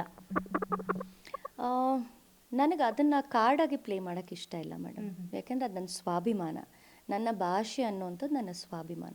ನಾನು ಖಂಡಿತ ಸ್ಟ್ರಾಟಜಿಯಾಗಿ ನಾನು ಎಲ್ಲೂ ಪ್ಲೇ ಮಾಡಲ್ಲ. ಬಿಕಾಸ್ ನನ್ನ ವ್ಯಕ್ತಿತ್ವನೇ ಮಾರಾಟಕ್ಕೆ ಇಟ್ಟಂಗೆ ಆಗ್ಬಿಡುತ್ತೆ. ನನ್ನ ವ್ಯಕ್ತಿತ್ವ ಬೇರೆ, ನನ್ನ ಹೋರಾಟದ ಹಾದಿನೇ ಬೇರೆ. ಹಾಗಾಗಿ ನಾನು ಆಟ ಆಡೋಕ್ಕೆ ಹೋಗಿದ್ದೀನಿ, ಅಲ್ಲಿಗೂ ಇಲ್ಲಿಗೂ ನಾನು ಸಂಬಂಧ ಕಲ್ಪಿಸಬಾರ್ದು. ಅದು ನನ್ನ ಒಳಗಡೆ ಇರಬೇಕು, ನನ್ನ ವ್ಯಕ್ತಿತ್ವದ ಪ್ರದರ್ಶನ ಆಗಬೇಕೇ ಹೊರತಾಗಿ ನಾನೊಬ್ಬ ಕನ್ನಡ ಹೋರಾಟಗಾರ್ತಿ ಅಂತ ಹೇಳಿ ಸ್ಟ್ರಾಟಜಿ ಕಾರ್ಡನ್ನು ನಾನು ಬಳಸಬಾರ್ದು. ಆಮೇಲೆ ಇಡೀ ಬಿಗ್ ಬಾಸಲ್ಲಿ ನೀವು ನೋಡಿದರೆ ಎಲ್ಲೂ ಕೂಡ ನಾನು ನನ್ನ ಜೀವನದ ಬಗ್ಗೆ ಆಗಲಿ, ನನ್ನ ಬದುಕಿನ ಬಗ್ಗೆ ಆಗಲಿ, ಈಗೇನು ಹೊರಗಡೆ ಎಲ್ಲ ಓಡಾಡ್ತಿತ್ತು, ಮನೆ ಇದೆಯಂತೆ, ಕಾರ್ ಇದೆಯಂತೆ, ಇನ್ನೊಂದು ಇದೆಯಂತೆ, ಯಾರಾದರೂ ಆ ವಿಚಾರಗಳು ಮಾತಾಡೋಗ್ಲೂ ನನಗೆ ನಗು ಬರ್ತಿತ್ತು. ಬಿಕಾಸ್ ಅದು ಯಾವುದೂ ಕೂಡ ನನಗೆ ದೊಡ್ಡದು ಅನ್ಸೋದೇ ಇಲ್ಲ. ಅದಕ್ಕಿಂತ ಮೀರಿದ ಒಂದು ಬದುಕಿದೆ. ಆ ಬದುಕೇನೇನೆ ನಮ್ಮನ್ನು ನಾವು ಯಾವಾಗ ಈ ಸೋಷಿಯಲ್ ಸರ್ವಿಸ್ಗೆ ಅಂತ ಮುಡಿಪಾಗಿಡ್ತೀವಿ, ಆಗ ನಿಮ್ಗೆ ಅನ್ನಿಸ್ತಾ ಹೋಗುತ್ತೆ ಬದುಕೇ ಬೇರೆ ಅಂತೇಳಿ. ಹೌದು, ಎಲ್ರಿಗೂ ಬೇಕು, ಒಳ್ಳೆ ಸೀರೆ ಬೇಕು, ಬಟ್ಟೆ ಬೇಕು, ಎಲ್ಲವೂ ಬೇಕು. ಬಟ್ ಅದನ್ನೇ ನೀವು ಹೈಲೈಟ್ ಮಾಡಿ ಹೇಳೋವಂಥ ಅವಶ್ಯಕತೆ ಇಲ್ಲ. ನಾನಲ್ಲಿ ಹೋಗಿರೋದು ನನ್ನ ವ್ಯಕ್ತಿತ್ವನ ಪ್ರೂವ್ ಮಾಡೋಕ್ಕೆ. ನನ್ನ ಹತ್ರ ಎಷ್ಟು ಕೋಟಿ ಆಸ್ತಿ ಇದ್ರೆ ಏನು, ಅಥವಾ ನನ್ನ ಹತ್ರ ಎಷ್ಟು ಕಾರ್ಗಳಿದ್ರೆ ಏನು, ಅಥವಾ ನಾನು ಏನು ಹೊರಗಡೆ ಮಾಡಿದ್ರೇನು, ಅದನ್ನು ನನ್ನ ಕನ್ನಡ ಹೋರಾಟ ಅಥವಾ ನನ್ನ ಕನ್ನಡ ಭಾಷೆ, ನನ್ನ ಸ್ವಾಭಿಮಾನವೇ ಹೊರತಾಗಿ ಅದು ನನ್ನ ಸ್ಟ್ರಾಟಜಿ ಕಾರ್ಡ್ ಅಲ್ಲವೇ ಅಲ್ಲ. Okay madam. ಇನ್ನು ಕನ್ನಡ ಹೋರಾಟ ಅಂತ ಬಂದರೆ ಬಿಗ್ ಬಾಸಲ್ಲಿ ಬಹಳಷ್ಟು ಜನ ಕನ್ನಡ ಹೋರಾಟಗಾರರು ಇದ್ದರು. ಆದರೆ ನೀವು ಎಲ್ಲೂ ಕುಗ್ಗದೆ ಬಗ್ಗದೆ ಇಷ್ಟೊಂದು ಪ್ರತಿಯೊಬ್ಬರು ಬಿಗ್ ಬಾಸ್ ಮನೇಲಿ ಅದು ಕೊಡಿ ಇದು ಕೊಡಿ ಅಂತ ಬೇಡಿಕೆಗಳನ್ನ ಎತ್ತಿರಿ. ನೀವು ಯಾವತ್ತು ನಂಗೆ ಬಿಗ್ ಬಾಸ್ ಇದು ಬೇಕು ಅಂತ ಕೇಳಿದ್ ನೋಡಲೇ ಇಲ್ಲ ನಾವು. ಆ, ದುಡ್ಡಿಗೋಸ್ಕರ ಅಶ್ವಿನಿ ಹೋಗಲಿಲ್ಲ ಬಿಗ್ ಬಾಸಿಗೆ. ನೇಮು ಫೇಮು ಎಲ್ಲ ಆಲ್ರೆಡಿ ಇತ್ತು ಅಶ್ವಿನಿಗೆ. ಎಲ್ಲ ಇದ್ರೂ ಅಶ್ವಿನಿ ಯಾಕೆ ಹೋದ್ರು ಬಿಗ್ ಬಾಸ್ಗೆ ಅನ್ನೋದು ಒಂದು ಯಕ್ಷ ಪ್ರಶ್ನೆ. ಇವಾಗ ಆಲ್ರೆಡಿ ನೀವು third runner up second runner up ಆಗಿದ್ದೀರಿ, ದುಡ್ಡು ಬಂದಿದೆ. ಈ ದುಡ್ಡನ್ನು ಏನು ಮಾಡಬೇಕು ಅಂತ, ಯಾಕೆಂದರೆ ಎಲ್ರಿಗೂ ಗೊತ್ತು ಅಶ್ವಿನಿ ದುಡ್ಡುಗೋಸ್ಕರ ಬಿಗ್ ಬಾಸ್ಗೆ ಹೋಗಿಲ್ಲ. ಅವರು ಒಂದು ನಾನು ಏನು ಅಂತ ತೋರಿಸೋದಕ್ಕೆ ಹೋದರು, ಅದೇ ಥರ ತೋರಿಸಿದ್ದಾರೆ ಕೂಡ. ಸೊ ಈಗ ಬಂದಿರುವಂತಹ ದುಡ್ಡಲ್ಲಿ ಏನಾದರೂ ಮಾಡಬೇಕು ಅಂತ ಇದೆಯಾ ಮೇಡಮ್? ಮೇಡಮ್, ನಾನು ಆಗಲೇ ಹೇಳಿದಾಗ ನನಗಿರೋದು ಒಬ್ಬನೇ ಮಗ. ಆ್ಯಕ್ಚುಲಿ ನನಗೆ ಇವ್ಯಾವುದೂ ನನಗೇನು ತುಂಬ ಆಸೆ ಅಂತ ನಾನು ಇಟ್ಕೊಂಡಿಲ್ಲ ಲೈಫಲ್ಲಿ. ಹುಟ್ಟಿದಾಗ ಏನಾದರೂ ಒಂದಷ್ಟು ಇನ್ನೊಬ್ರಿಗೆ ಸಹಾಯ ಮಾಡಿನೇ ನಾವು ಹೋಗಬೇಕು. ನಮ್ಮ ಗುರುಗಳು ಹೇಳ್ತಾ ಇರ್ತಾರೆ, ನಾವು ಕೊಟ್ಟು ಹೋಗಬೇಕು, ಇಲ್ಲಾಂತಂದರೆ ಬಿಟ್ಟು ಹೋಗಬೇಕು. ಇನ್ನು ಈ ಮಧ್ಯದಲ್ಲಿ ನಾವಂತ ತೊಗೊಂಡಂತೂ ಹೋಗೋದಕ್ಕೆ ಯಾವುದನ್ನು ತೊಗೊಂಡು ಹೋಗೋಕ್ಕಾಗಲ್ಲ. ಸೊ ನನಗೆ ಬಿಗ್ ಬಾಸ್ ಅಕಸ್ಮಾತ್ ನಾನು ಏನಾದರೂ ಫಿನಾಲೆ ಕಪ್ ಗೆದ್ದಿದ್ದಿದ್ರೆ ಮೇ ಬಿ ಆ ದುಡ್ಡು ಜಾಸ್ತಿ ಇರ್ತಾ ಇತ್ತು. ಬಟ್ ಇವತ್ತು ನಾನು ಸೆಕೆಂಡ್ ರನ್ನರ್ ಅಪ್ ಆಗಿ ನನಗೇನು ದುಡ್ಡು ಬಂದಿದೆ, ಇವತ್ತು ನೀವು ಕೇಳಿದ್ರಿ ನನ್ನನ್ನು, ನಾನು ಹೋರಾಟಗಾರ್ತಿ ಆಗಿರೋದ್ರಿಂದ, ನಾಡು ನುಡಿ ನೆಲ ಜಲ ಭಾಷೆ ಅಂತ ನಾನು ಗುರುತಿಸ್ಕೊಂಡಿರೋದ್ರಿಂದ, ನಮ್ಮ ಕುಟುಂಬದ ಒಬ್ಬ ಹೆಣ್ಣು ಮಗಳು ಬಿಗ್ ಬಾಸ್ಗೆ ಹೋಗಿ ತಾಕತ್ತಿಂದ ಒಂದು ಸವಾಲನ್ನ ಸ್ವೀಕರಿಸಿ ಆಟ ಆಡ್ತಿದ್ದಾಳೆ ಅಂತ ಆದಾಗ ನನ್ನ ಜೊತೆ ನಿಂತಿದ್ದು ನನ್ನ ಕರವೇ ಕುಟುಂಬ. ಹಾಗಾಗಿ ನಾನು ಅಂದ್ಕೊಂಡಿರೋದು ಒಂದೇ, ನಾನು ಏನಲ್ಲಿ ದುಡ್ಡನ್ನು ಗಳಿಸಿದ್ದೀನಿ ಅದನ್ನು ನನ್ನ ಹೋರಾಟಗಳಿಗೆ, ನನ್ನ ಕರ್ನಾಟಕ ರಕ್ಷಣಾ ವೇದಿಕೆಯ ಹೋರಾಟಗಳಿಗೆ ನಾನು ಆ ದುಡ್ಡನ್ನು ಮುಡಿಪಾಗಿಡಬೇಕು ಅಂತ ನಾನು ಅಂದ್ಕೊಂಡಿದ್ದೀನಿ. ತುಂಬ ಗ್ರೇಟ್. ಈ ಥರ ಯಾರು ಥಿಂಕ್ ಮಾಡಲ್ಲ ಮೇಡಮ್. ಈ ಒಂದು ದುಡ್ಡನ್ನು ಅದು ಮಾಡ್ತೀವಿ ಇದು ಮಾಡ್ತೀವಿ ಅಂತ ಹೇಳ್ತಾರೆ. ಸೊ ಇದು ಹೇಳ್ತಾ ಇದ್ದೀರಾ. ಬಿಗ್ ಬಾಸಲ್ಲಿ ನೀವು ಎಲ್ಲ ಗೊತ್ತು ನಮಗೆ, ಎಲ್ಲ ಕ್ಲೋಸ್. ನಿಮಗೆ ಯಾರು ಕ್ಲೋಸು? ಜಾಹ್ನವಿ ಅವರು ತುಂಬ ಕ್ಲೋಸ್ ಇತ್ತು, ಧ್ರುವಂತ್ ಅವ್ರು ಕ್ಲೋಸ್ ಇದ್ರು. ನಿಮ್ಗೆ ಯಾರು ಆಗಲ್ಲ ಅಂದರೆ ಕಾವ್ಯ ಆಗ್ತಿರಲಿಲ್ಲ, ಅವ್ರ ಬಗ್ಗೆ ಬಾಂಡಿಂಗೇ ಬೆಳೆದಿರಲ್ಲ. ರಕ್ಷಿತ ಒಳ್ಳೆ ಮಗು ಥರ ಎಲ್ಲವನ್ನ ಹೇಳಿದ್ದೀರಾ. ಅದೆಲ್ಲ ನಮಗೆ ನೋಡಿದ್ದೀವಿ. ಬಟ್ ನಾವು ಕನ್ನಡ ನೆಕ್ಸ್ಟ್ ಈಗ ಹೊರಗಡೆ ಬಂದಿದ್ದೀರಾ, ಇಷ್ಟೊಂದು ನೇಮು ಫೇಮ್ ಎಲ್ಲ ಇದೆ ಮೇಡಮ್. ನೀವು ಏನು ಮಾಡಬೇಕು, ಏನಾದ್ರು ಒಂದು ಪ್ಲ್ಯಾನ್ಸ್ ಇದೆಯಾ? ಯಾಕೆಂದರೆ ಕನ್ನಡ ಪರವಾಗಿ ಇಷ್ಟೊಂದು ಹೋರಾಟ ಮಾಡ್ತಿರೋರಿಗೆ ಏನಾದ್ರು ಒಂದೊಂದು ನನ್ನ ನಾಡಿಗೆ ಕೊಡಬೇಕು ಅಂತ ಇರ್ತದೆ. ಸೊ ನಿಮ್ಮ ಕನ್ನಡ ಒಂದು ಸಂಘಟನೆಯಿಂದಲೇ ನೀವೇನಾದರೂ ನಾಡಿಗೋಸ್ಕರ ಏನಾದ್ರು ಮುಂದೆ ಮಾಡಬೇಕು ಅನ್ನೋ ಪ್ಲ್ಯಾನ್ಸ್ ಏನಾದ್ರು ಇದೆಯಾ? ಅಜೆಂಡಾಗಳು ಅಥವಾ ಏನಾದ್ರು ಪ್ಲ್ಯಾನ್ಸ್ ನಿಮ್ಮ ಒಂದು ಕರವೇ ರಕ್ಷಣಾ ವೇದಿಕೆಯಿಂದ? ಇಲ್ಲ ಮೇಡಮ್, ತುಂಬ ಇದೆ. ನಾವು ಯಾವ ವಿಚಾರದಲ್ಲಿ ಹೋರಾಟ ಮಾಡಿಲ್ಲ ಹೇಳಿ. ಸೊ ಇವತ್ತು ನನಗೆ ಹೆಮ್ಮೆ ಆಗೋದೇನು ಅಂತಂದರೆ, ಹೆಣ್ಮಕ್ಳು ಹೋರಾಟಕ್ಕೆ ಬರೋದೇ ತುಂಬ ಕಡಿಮೆ, ಅದರಲ್ಲೂ ಕಲಾವಿದರು ಹೋರಾಟದ ಬದುಕಿಗೆ ಬರೋದೇ ತುಂಬ ಕಡಿಮೆ. ಇವಾಗ ಆಲ್ರೆಡಿ ನಾನು ಬಿಗ್ ಬಾಸ್ ಮನೆಗೆ ಹೋಗಿ ಬಂದ ಮೇಲೆ ನೀವು ಹೇಳಿದಾಗೆ ಒಂದು ಎಕ್ಸಾಂಪಲನ್ನೇ ಸೆಟ್ ಮಾಡಿದ್ದೀನಿ. ಒಬ್ಬ ಹೆಣ್ಣು ಮಗಳು ಬಿಗ್ ಬಾಸ್ ಮನೆಗೆ ಹೋಗಿ ಇಷ್ಟು ಛಲದಿಂದ ಗೆದ್ಕೊಂಡು ಬರ್ಬೋದು ಅನ್ನೋದು ಒಂದು ಎಕ್ಸಾಂಪಲ್. ಈ ಹಿಂದೆನೂ ನನಗೆ ಗೊತ್ತಿರೋಂಗೆ ತುಂಬ ಜನ ನನಗೆ ಹೇಳ್ತಾಯಿದ್ರು, ಯಾರಾದರೂ ಒಂದು I have to look up to them ಅಂತ ಹೇಳಿದಾಗ, ಒಂದು ವುಮೆನ್ ಅಂತ ಅಂದಾಗ, ಒಂದು ಹೆಣ್ಣು ಮಗಳು ಅಂದಾಗ ನಾವು ನಿಮ್ಮನ್ನು ನೋಡ್ತೀವಿ ಅಲ್ಲಿ, ಅಷ್ಟು ಸ್ಟ್ರಾಂಗಾಗಿ ಆಟ ಆಡಿದ್ದೀರ ಅಂತ ಹೇಳ್ತಾರೆ. ಸೊ ಹಾಗೆ ಒಬ್ಬ ಕನ್ನಡ ಹೋರಾಟಗಾರ್ತಿ ಅಂತ ಬಂದಾಗ ಈಗಿನ ಪೀಳಿಗೆಯಲ್ಲಿ ಯಾರಾದರೂ ಕಲಾವಿದರಲ್ಲಿದ್ದಾರೆ ಅಂದರೆ ಅಶ್ವಿನಿಯಪ್ಪ ಅಂತ ಹೇಳಬೇಕು. ಸೊ ಆ ಹೆಸರನ್ನ ಉಳಿಸೋದ್ರ ಜೊತೆಗೆ ತುಂಬ ಪ್ಲ್ಯಾನ್ಸನ್ನು ನಾನು ಇಟ್ಕೊಂಡಿದ್ದೀನಿ. ನನ್ನ ಗುರುಗಳನ್ನ ನಾನು ಭೇಟಿ ಮಾಡಬೇಕು, ಇನ್ನು ಅವ್ರ ಆಶೀರ್ವಾದ ತೊಗೊಳ್ಬೇಕು, ಅವ್ರ ಜೊತೆ ಚರ್ಚೆ ಮಾಡಬೇಕು, ಎಲ್ಲವೂ ಇದೆ. ಸೊ ಶಾರ್ಟ್ಲಿ ಏನು ಮಾಡಬೇಕು ಅನ್ನೋದು ನನ್ನ ರಿವ್ಯೂ. ತುಂಬ ಡೌನ್ ಟು ಅರ್ತ್ ಅಶ್ವಿನಿ ಅವರು ಅಂತ ಗೊತ್ತು. ಸೊ ಬಹಳಷ್ಟು ಜನಗಳು ನಿಮ್ಮನ್ನು ನೋಡಿ ತುಂಬ ಛಲವನ್ನು ಕಲ್ತಿದ್ದಾರೆ. ಆದರೆ ನೀವು ಲಾಸ್ಟ್ ಕ್ವಶನ್ ಅಂದರೆ ಏನಂದರೆ, ನೀವು ಏನನ್ನು ಕಲ್ತ್ರಿ, ಯಾರಿಂದ ಅಲ್ಲಿ ಏನನ್ನು ಕಲ್ತಿದ್ದೀರಾ ಅಂತ. ಏಕೆಂದರೆ ಇಷ್ಟೊಂದು ದೊಡ್ಡ ಮಟ್ಟಕ್ಕೆ ಬೆಳೆದವರು ಇನ್ನೂ ಚಿಕ್ಕ ಮಗುವಾಗಿ ಒಬ್ಬರಿಂದ ಒಂದನ್ನು ಕಲ್ತ್ಕೊಂಡು ಬಂದಿದ್ದಾರೆ ಅಂದರೆ ಅದು ಎಲ್ರಿಗೂ ನೋಡೋರಿಗೆ ತುಂಬ ಒಂದು ಸ್ಫೂರ್ತಿಯನ್ನು ಕೊಡುವಂತಹ ಅಂಶ. ಅಲ್ಲಿದ್ದಂಥ ಅಷ್ಟು ಜನರು ಗಿಲ್ಲಿ ಆದಿಯಾಗಿಯೂ ಕೂಡ ಯಾರಿಂದ ಏನನ್ನು ನೀವು ಕಲ್ತಿದ್ದೀರಾ, ಒಂದು ಅಂಶವನ್ನು ಏನು ಅಳವಡಿಸ್ಕೊಂಡಿದ್ದೀರಾ ನಿಮ್ಮ ಲೈಫಲ್ಲಿ? ನಾನು ಆ್ಯಕ್ಚುಲಿ ಅಳವಡಿಸ್ಕೊಳ್ಬೇಕು ಅಂತಿರೋದು, ಅಳವಡಿಸ್ಕೊಂಡಿದ್ದೀನಿ ಅಂತ ಹೇಳೋಕ್ಕಾಗಲ್ಲ. ಯಾಕಂದರೆ ಈಗ ತಾನೇ ನೆನ್ನೆ ನಾವು ಹೊರಗಡೆ ಬಂದಿರೋದ್ರಿಂದ ಬಹುಶಃ ಆ ಕೋಪ ಮತ್ತು ಆ ತಾಳ್ಮೆ ಅನ್ನೋದು ಸ್ವಲ್ಪ ಬರಬೇಕು ಅನ್ಸುತ್ತೆ. ಯಾಕಂದರೆ ನನ್ನ ಪರ್ಸ್ಪೆಕ್ಟಿವ್ ತುಂಬ ಕರೆಕ್ಟಾಗಿರುತ್ತೆ, ನೇರ ಮಾತಾಡ್ತೀನಿ. ಬಟ್ ಒಂದು ಚೂರು ಯೋಚನೆ ಮಾಡಿ ಒಂದು ಚೂರು ಮಾತಾಡಿದ್ರೆ ಬಹುಶಃ ಅದು ಇನ್ನೂ ಚೆನ್ನಾಗಿರುತ್ತೆ ಅಂತ ಅನಿಸುತ್ತೆ. ಮತ್ತು ಜೋರಾಗಿ ನಾವು ಮಾತಾಡೋದ್ರಿಂದ ತುಂಬ ಬೇಗ ಸಿಕ್ಕಾಕೊಂಡ್ಬಿಡ್ತೀವಿ. ಹಿಟ್ ಲಿಸ್ಟಲ್ಲಿ ನಾವು ಫಸ್ಟ್ ಇರ್ತೀವಿ. ತುಂಬ ಯೋಚನೆ ಮಾಡಿ ನಿಧಾನವಾಗಿ ತಾಳ್ಮೆಯಿಂದ ಹೆಜ್ಜೆ ಇಡಬೇಕು, ಮಾತಾಡಬೇಕು ಅಂತ ಕಲ್ತೀವಿ. ಓಕೆ ಮೇಡಮ್, ನಾವು ನಿಮಗೆ ಹೇಳೋದು ಏನೂ ಇಲ್ಲ. ಯಾಕೆಂದರೆ ನಿಮ್ಮ ಮುಂದಿನ ಎಲ್ಲ ಪ್ರಾಜೆಕ್ಟ್ಸ್, ಎಲ್ಲ ಪ್ಲ್ಯಾನ್ಸ್, ಕನ್ನಡದ ಹೋರಾಟ ಎಲ್ಲದಕ್ಕೂ ಶುಭವಾಗಲಿ, ಒಳ್ಳೆಯದಾಗಲಿ. ಇಷ್ಟು ಒಂದು ನಾಡಿಗೆ ಒಂದು ಹೆಣ್ಮಕ್ಳು ಎಷ್ಟು ಛಲವಾಗಿ ನಿಂತು ಹೋರಾಡಿ ಗೆಲ್ಲಬಹುದು ಅನ್ನೋದನ್ನು ತೋರಿಸ್ಕೊಟ್ಟಿದ್ದೀರಾ. ತುಂಬ ಹೆಣ್ಮಕ್ಳಿಗೆ ಮಾಡೆಲ್ ಆಗಿದ್ದೀರಾ. ನಿಮ್ಮ ಒಂದು ಜರ್ನಿ ಹೀಗೆ ಮುಂದುವರಲಿ. ನಮ್ಮ ಗ್ಯಾರಂಟಿ ನ್ಯೂಸ್ ಜೊತೆ ಇಷ್ಟೊತ್ತು ಮಾತಾಡೋಕ್ಕೆ ತುಂಬ ತುಂಬ ಧನ್ಯವಾದ. Thank you so much. ಕೊನೆಯದಾಗಿ ಕರ್ನಾಟಕ ಜನತೆಗೆ ಏನಾದ್ರು ಹೇಳಬೇಕು ಅಂದರೆ ಖಂಡಿತ ಹೇಳಬಹುದು. ನನ್ನನ್ನು ಇಷ್ಟು ಪ್ರೀತಿ ಕೊಟ್ಟಿದ್ದೀರಾ, ಯಾವತ್ತೂ ನನ್ನನ್ನು ಕೈ ಬಿಡಲಿಲ್ಲ. 16ನೇ ವಾರದವರೆಗೂ ಕರ್ಕೊಂಡು ಬಂದು ಟಾಪ್ಸ್ 3ವರೆಗೂ ಕೂರಿಸಿದ್ದೀರಾ ಅಂತಂದರೆ ಆ ವೋಟಿಂಗ್ ಆಗಿರೋ ಪ್ರಕ್ರಿಯೆ ನೋಡಿದ್ರೇ ಹೇಳ್ಬೋದು ಎಷ್ಟು ಪ್ರೀತಿ ತೋರಿಸಿದ್ದೀರಾ ಅಂತ. ಇನ್ನು ಮುಂದೆ ಇಡೋವಂಥ ಹೆಜ್ಜೆ ಪ್ರತಿಯೊಂದು ಕೂಡ ತುಂಬ ಜವಾಬ್ದಾರಿಯುತವಾಗಿ ಇಡ್ತೀನಿ ಅಂತ ಹೇಳ್ತಾ, ನಿಮ್ಮ ಪ್ರೀತಿ ಸದಾ ನನ್ನ ಮೇಲೆ ಹೀಗೆ ಇರಲಿ. Thank you. ನೋಡಿದ್ರಲ್ಲ ವೀಕ್ಷಕರೇ, ಇದಾಗಿತ್ತು ಛಲಗಾರ್ತಿ ಅಶ್ವಿನಿ ಬಿಗ್ ಬಾಸ್ ಜರ್ನಿ. ನೋಡ್ತಾ ಇರಿ ಗ್ಯಾರಂಟಿ ನ್ಯೂಸ್, ಸುದ್ದಿ ಖಚಿತ, ನ್ಯಾಯ ನಿಶ್ಚಿತ. ಗ್ಯಾರಂಟಿ ನ್ಯೂಸ್, ಸುದ್ದಿ ಖಚಿತ, ನ್ಯಾಯ ನಿಶ್ಚಿತ.